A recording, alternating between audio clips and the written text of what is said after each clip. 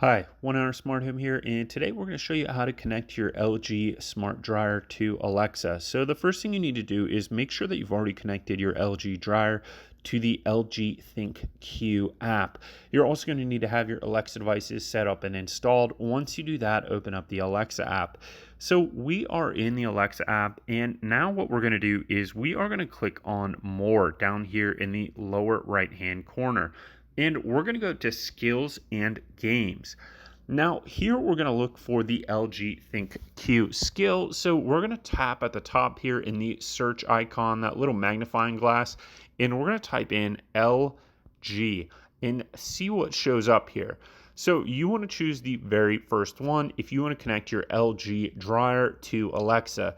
So that's what we're going to do here. I'm going to go ahead and click on the top one where it says LG ThinQ. Now, you can look through here and see what you can do with Alexa and your LG Smart Dryer.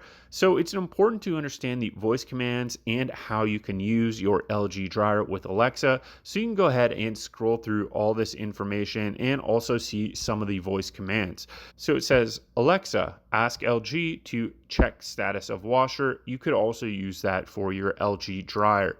Now we're just going to go ahead and click enable to use up here at the top, and that's going to connect your LG dryer to Alexa.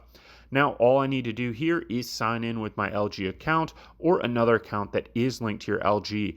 So I'm going to go ahead and do that now. Now to connect Alexa to your LG dryer, you just need to select these and accept the terms and conditions. So we're going to go ahead and allow Alexa access to our LG dryer and click OK.